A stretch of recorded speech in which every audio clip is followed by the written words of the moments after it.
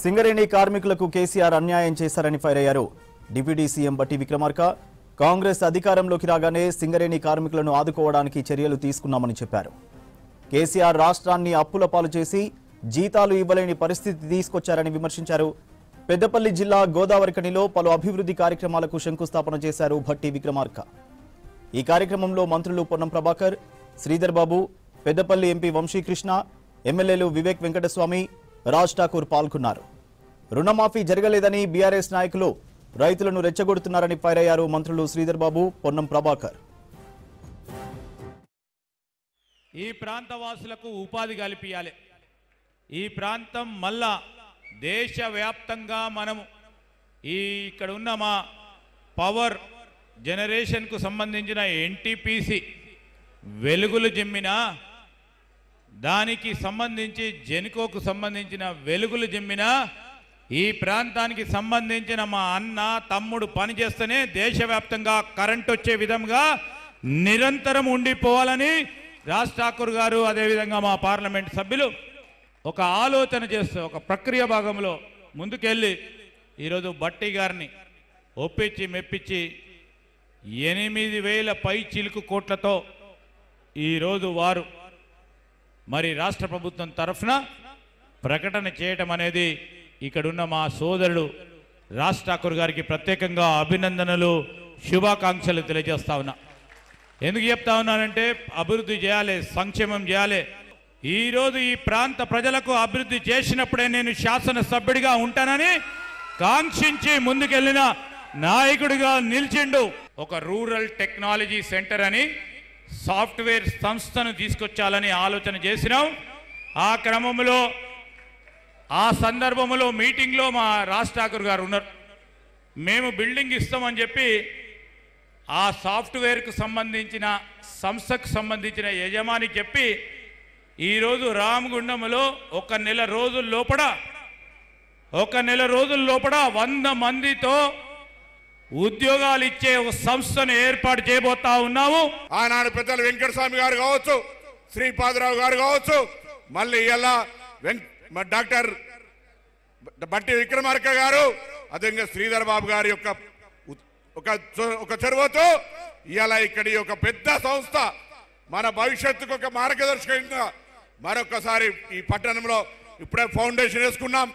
Skill development కావచ్చు, రేపొద్దున stadium కూడా అడిగినారు. అనేక రకాలుగా అభివృద్ధి చేయాలనే జీలున్నటువంటి శాసనసభ్యుడిగా మీ రామగుండం ప్రాంతానికి ఒక యువజన కాంగ్రెస్ మిత్రుడిగా ఎప్పుడు అహర్నిశలు ఎవరు కనబడ్డా ఇప్పుడు కూడా అడుగుతాను. 30 బస్సులు నేను ఇప్పటికే చెప్పినా తప్పకుండా ఈ ఉమ్మడి జిల్లా ఢిల్లీకి రాజైన తల్లి కొడుకు, తప్పకుండా ఇక్కడ ఉన్నటువంటి ఎన్ఎస్ఐ నాయకుడిగా ఎదిగినటువంటి సంబంధం అనేక సార్లు ఈ ప్రాంతంలో ఉద్యమాల్లో అనేక సాంఘిక కార్యక్రమాల్లో పాల్గొన్నాం. తప్పకుండా మీరు కోరినటువంటి బస్సులన్నీ కూడా అతి తొందరలో ఇస్తాననేటువంటి మాట కూడా ఈ సందర్భంగా మనవేస్తూ, నేను గత 6-8 నెలల నుంచి రాజ్భాయ్ తోటి ఇంటరాక్ట్ చేస్తున్న కొద్దీ ప్రతిరోజు పవర్ ప్లాంట్ తీసుకురావాలని చెప్పి పట్టు వదలని విక్రమార్కుడు లెక్క ఎప్పుడు అదే మాట్లాడుతుండే. ఈరోజు అది నిజమవుతుందని చెప్పి చాలా ఆనందంగా ఉన్నది. మన రామగుండ ప్రజలందరికీ ఒక ఇంత చక్కటి శుభవార్త ఈరోజు మీ అందరితోటి పంచుకొని ఈరోజు పెద్ద ఎత్తున మంత్రివర్యులు 3 మంత్రులు వచ్చి మనకు ఈరోజు ఈ పవర్ ప్లాంట్ ఎట్టి పరిస్థితిలో అతివేగంగా పూర్తి చేద్దామని చెప్పి ఈరోజు మీటింగ్లో కూడా డిస్కస్ చేయడం జరిగింది.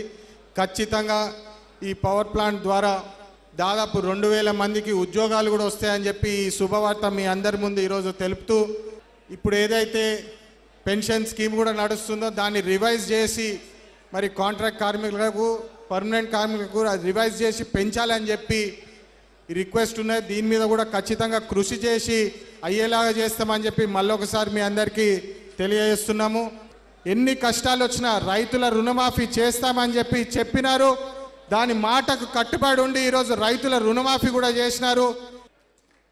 ఒక శాసనసభ నియోజకవర్గంలో 10,000 కోట్ల అంచనాతో ఒక పవర్ ప్రాజెక్టు ప్రారంభం చేయబడడం అనేది ఏదో అంటారు కదా, నా భూతో నా భవిష్యత్తు అన్నట్టు ఏదైతుందో మా మిత్రుడు రాజ్ ఠాకూర్ మక్కాన్ సింగ్ ఆయన శాసనసభ్యుడిగా గెలిచి ఇవాళ ఏదైతే ఈ ప్రాంతానికి ఏదైతే వారికి ప్రజానికి కల్పించినటువంటి ఒక అవకాశానికి వారు రుణం తీర్చుకున్నారు. వారిని హృదయపూర్వకంగా అభినందిస్తున్నాను. నేను ముఖ్యంగా ఉత్తర తెలంగాణ ప్రాంతంలో నిరుద్యోగ యువతకు ఏదైతుందో ఉపాధి కల్పించారు. ఒక సింగరేణి కాలరీస్ అని చెప్పంటూ నేను ఆనాటి నుండి ఈనాటి దశాబ్దాల తరబడి నుండి ఏదైతుందో ఇలా గ్రామీణ ప్రాంతంలో నిరుద్యోగ యువత ఇవాళ దేశాలు పోతున్నారు. ఆనాడు మనకు ఉన్నటువంటి ఏకైక ఉపాధి ఈ సింగరేణి కాలేజ్, ఈ సంస్థను నేను కాపాడుకోవాలని చెప్పంటున్నాను.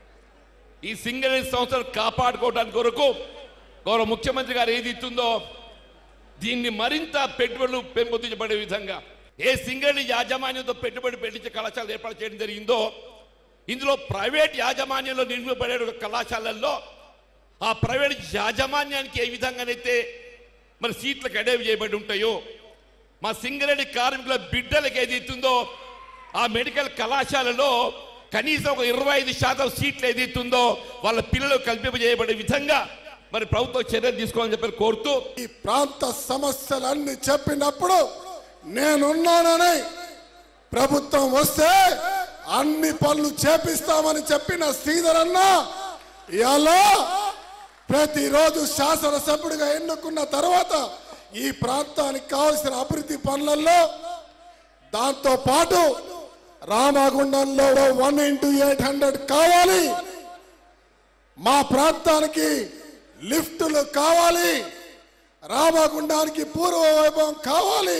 మన ప్రాంత ప్రజల గుండె చప్పుడు ఆ చివరి కోరిక మన యొక్క కళ మన ప్రాంతానికి వెలుగులు తేవాలని ఒక ఆలోచన ఈ ప్రాంతంలో ఉన్న ప్రతి ఒక్కరి మనోభావాలు తెలిసిన వ్యక్తిగా ఎప్పటికప్పుడు సహకరిస్తూ మరి బట్టన్నకు కూడా చెప్తా ఉంటే పదే పదే పదే పదే వారికి చెప్పి ముఖ్యమంత్రి గారికి చెప్పి ఈరోజు వారి నాయకత్వంలో పాదయాత్ర అప్పుడు అనేక మార్లు చెప్పిన మాటలు మరి మాట ఇస్తే మడమ తిప్పని మనిషిగా ఈరోజు మన రామగుండానికి స్వయంగా వచ్చి రామగుండంలో 1x800 8,000 కోట్ల ప్రాజెక్టు ఈ ప్రాంత ప్రజలకు ఈరోజు కానుకగా ఇచ్చిన చరిత్రాత్మకమైన రోజుగా మనం అందరం పండుగ చేసుకోవాల్సిన అవసరం ఉందని చెప్తా ఉన్నా.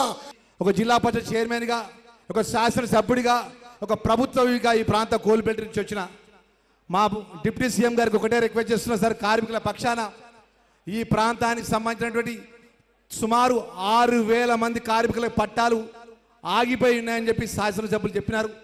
దయచేసి మా బట్టి విక్రమార్క గారికి అన్నగారికి చేతులు జోడించి మనవి చేస్తున్నా, ఆ 6,000 మంది కార్మికుల పట్టాలు కూడా తక్షణమే ఇప్పియాలని చెప్పి ఈ సభాముఖంగా వారికి మనవి చేసుకుంటూ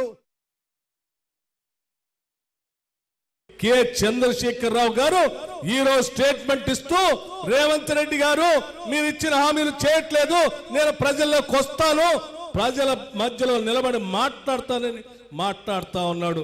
నేను అడుగుతా ఉన్నాను చంద్రశేఖర్ రావు గారు, ఈ రామగుండం సభ నుంచి అడుగుతా ఉన్నాను, 10 ఏళ్ళు కనీసం ₹1,00,000 కూడా రుణమాఫీ చేయలేనటువంటి మీరు తగుదనమ్మా అని చెప్పి మేము చెప్పినట్టుగా 2 లక్షల వరకు 18,000 కోట్ల రూపాయలు కేవలం నెల రోజుల్లోనే బ్యాంకులు వేసినటువంటి కాంగ్రెస్ ప్రభుత్వాన్ని తగుదనమ్మా అని అడగటానికి వస్తావు. ఏం ముఖం పెట్టుకొని వస్తావు? మేము 2 గదులు ఇల్లు ఇస్తాం, డబుల్ బెడ్రూమ్ ఇల్లు ఇస్తాం అని చెప్పి ఇయ్యలేకపోయాం. కానీ కాంగ్రెస్ పార్టీ రాగానే డబుల్ బెడ్రూమ్ ఇళ్ల కోసం 5 లక్షల రూపాయలతో శాంక్షన్ చేస్తూ ప్రతి శాసనసభ నియోజకవర్గంలో కనీసం 3,500 ఇళ్లకు తగ్గకుండా 4.5 లక్షల ఇళ్లు శాంక్షన్ చేయడం కోసం కాంగ్రెస్ పార్టీ ముందుకు పోతా ఉంది. ఇది తప్పు, నాలాగా వాళ్ళు కూడా ఎగేస్తే బాగుండదని చెప్పడానికి వస్తావా? లేకపోతే మేము నిరుద్యోగ యువకులందరికీ ఉద్యోగాలు ఇద్దామనుకున్నాం, కానీ 10 ఏళ్ళు ఇవ్వలేదు. కాంగ్రెస్ పార్టీ రాగానే రేవంత్ రెడ్డి గారి నాయకత్వంలో కాంగ్రెస్ ప్రభుత్వం ఇందిరమ్మ రాజ్యం నిరుద్యోగ యువకుల కోసం కేవలం 3 నెలల్లోనే 60,000 ఉద్యోగాలు ఇచ్చారు. ఇంకా ఒక 60,000 ఉద్యోగాలు అక్కడ పరీక్షలు జరుగుతూ ఉన్నాయి. మొత్తం పెద్ద ఎత్తున ఆ పబ్లిక్ సర్వీస్ కమిషన్ ప్రక్షాళన చేసి జాబ్ క్యాలెండర్ కూడా ప్రకటించారు. ఇది తప్పు, అలా చేయకుండా ఉండాల్సింది. మాలాగానే మీరు కూడా ఉద్యోగాలు ఇవ్వొద్దని ప్రజలకు చెప్పడానికి వస్తావా? లేకపోతే నేను ₹1,00,000 రుణమాఫీ చేయలేకపోయాను, కాంగ్రెస్ వాళ్ళు మాత్రం 2 లక్షలు చేశారు, చేయకుండా ప్రజలకు ఎగరా పెట్టండి అని ప్రజలకు చెప్పడానికి వస్తావా? లేకపోతే వాళ్ళు చెప్పినట్టుగా మేము 3 ఎకరాల భూమి ఇస్తాను ఇవ్వలేకపోయాం, కాంగ్రెస్ వాళ్ళు మాత్రం ఉచితంగా మహిళలందరూ మహాలక్ష్మిలాగా చూస్తా ఉన్నారు, బస్సు ప్రయాణం చేస్తా అని చెప్పారు, ఇది తప్పు అని చెప్పడానికి వస్తావా? ఏం చెప్పడానికి వస్తావు? ఏం అడగటానికి వస్తావు? తెచ్చుకున్న రాష్ట్రం ఉద్యోగాల కోసం తెచ్చుకుంటే ఉద్యోగాలు ఇవ్వకపోతే ఈరోజు రాష్ట్ర ప్రభుత్వం ఇదే ఇప్పుడే చెప్పారు కదా, ఈ రాష్ట్రంలో ఉన్న నిరుద్యోగ యువకుల కోసం స్కిల్ యూనివర్సిటీ పెట్టి పెద్ద ఎత్తున వాళ్ళకు ఉద్యోగ అవకాశాలు వచ్చేటట్టుగా కాంగ్రెస్ ప్రభుత్వం చేస్తా ఉంది, ఇది తప్పు అని చెప్పడానికి వస్తావా? ఏం చెప్పడానికి వస్తావు? నీలాగా 10 ఏళ్ళు నువ్వు నీ కొడుకు విదేశాలకు పోయి ₹1 తీసుకోకుండా ఇక్కడికి వచ్చి ఈ రాష్ట్ర సంపదనంతా దోపిడీ చేసి విదేశాల్లో దాచుకున్నటువంటి మీరు ఈరోజు రాష్ట్ర ముఖ్యమంత్రి రేవంత్ రెడ్డి గారు, ఈరోజు మన ఇక్కడ ఉన్నటువంటి IT industries minister Sridhar Babu గారు అమెరికా, కొరియా లాంటి దేశాలకు వెళ్ళి వారి స్వప్రయోజనాలు కూడా పక్కన పెట్టి దాదాపు 36,000 కోట్ల రూపాయలతో ఎంఓయూలు చేసుకుని రాష్ట్రం కోసం నిధులు తీసుకొచ్చారు. ఇది తప్పు అని చెప్పడానికి వస్తారు. ఏం చెప్పడానికి వస్తారు మీరు? ఏం ముఖం పెట్టుకొని తిరుగుతారని నేను అడుగుతా ఉన్నా.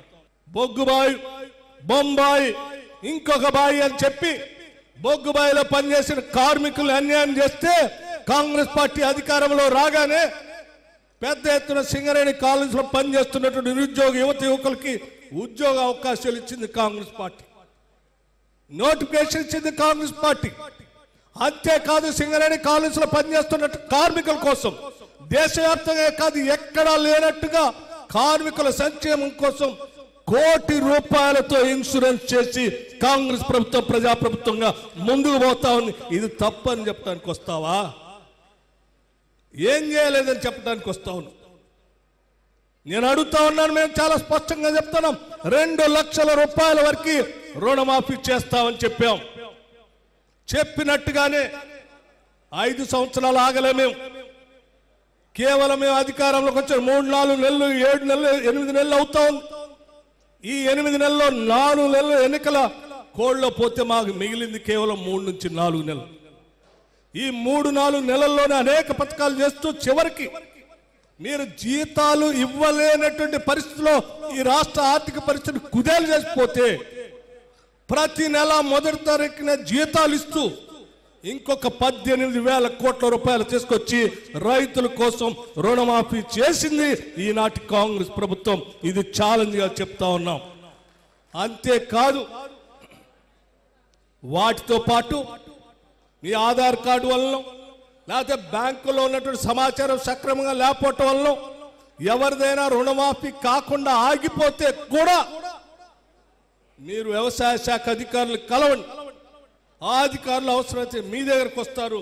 వాళ్ళకు కూడా ఎవరైనా ఆగిపోయి ఉంటే వాళ్ళకు కూడా చేస్తామని బేషరతుగా కాంగ్రెస్ పార్టీ ప్రజల కోసం చెప్పింది. ఇది అసలు సిసలైనటువంటి ప్రజాప్రభుత్వం.